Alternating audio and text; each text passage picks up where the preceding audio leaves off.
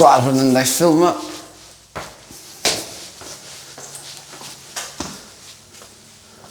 Oei, Olaf is er nog niet. En mijn betaling staat er al, dat is wel goed. Wat ligt er op de tafel?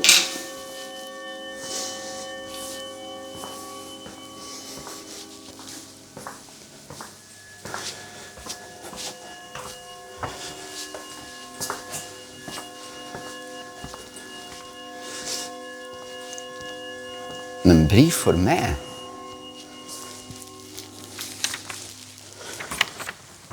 Dear Luke, I decided to fire you.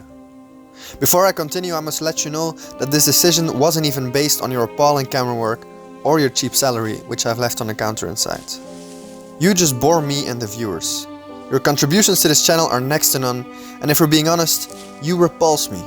Luke, you're a pit of despair. Sick is what you make me, and I won't stand for it any longer. I still wish you luck in your future endeavors. But this time without me, and probably on the street or under a bridge somewhere. Where am I, you might ask? Far away from you, as I wanted to be. Will you be able to contact me? Not a chance in hell. And why is this letter written in English? I suppose that's a plot hole. Or maybe it's a way to get you to lower your guard for one final surprise. For my magnum opus. Don't look up, Olaf.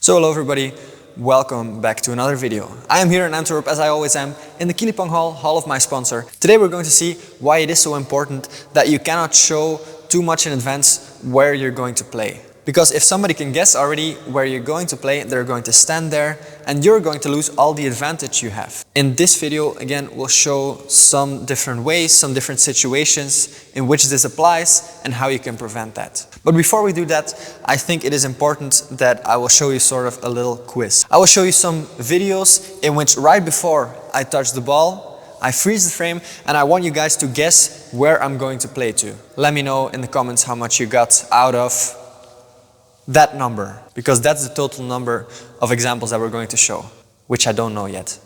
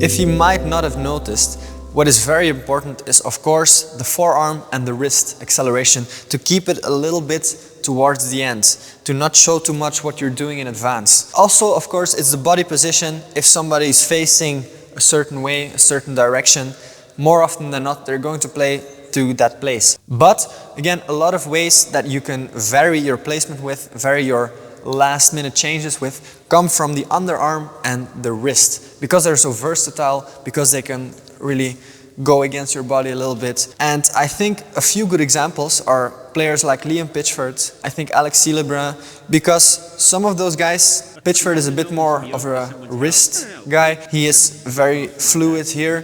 He changes directions a lot with his wrist. But if you look at guys like Alex Celebrant, he's more somebody who has a long swing in advance, and because that swing's so long, you don't know where he's going to play just until the last minute. And that is incredibly tricky, and a lot of opponents are caught by surprise because of that.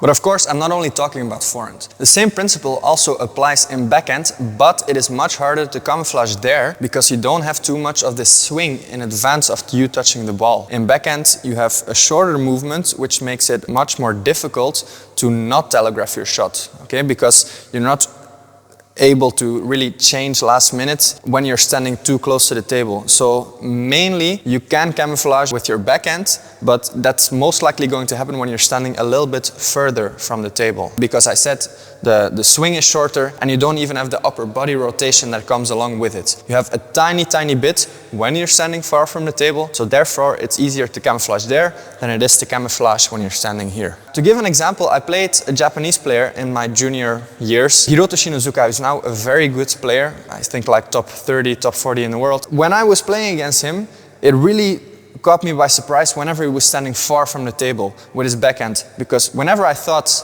I had him like trapped in a corner and he was standing far from the table with his backhand, which is normally a pretty advantageous situation for me, then he started to have this backhand swing where up until the last moment I really had no idea whether it was going diagonal, cross or in the middle. I was really caught by surprise by that.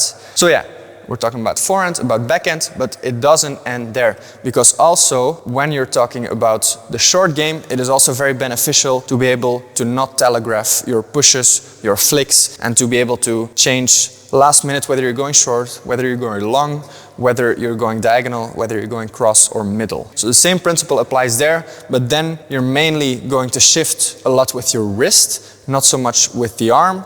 So for example, a long push, you can do it like that. So you change up until the last minute and you're going diagonal or you're going down the line, something like that. Okay, you can let your creativity run loose for a while. And maybe, most importantly, it's the first ball. You cannot play every first ball with a lot of quality, or at least not with a lot of aggression or a lot of pressure. Sometimes you're a bit late or you just have to play the ball on rotation. So what could happen then when you telegraph that shot a bit too much is that your opponent will be way too adapted to that ball. He will anticipate too much and he will just play a counter spin or he will block you out and you're immediately going to stand under pressure and you don't want that.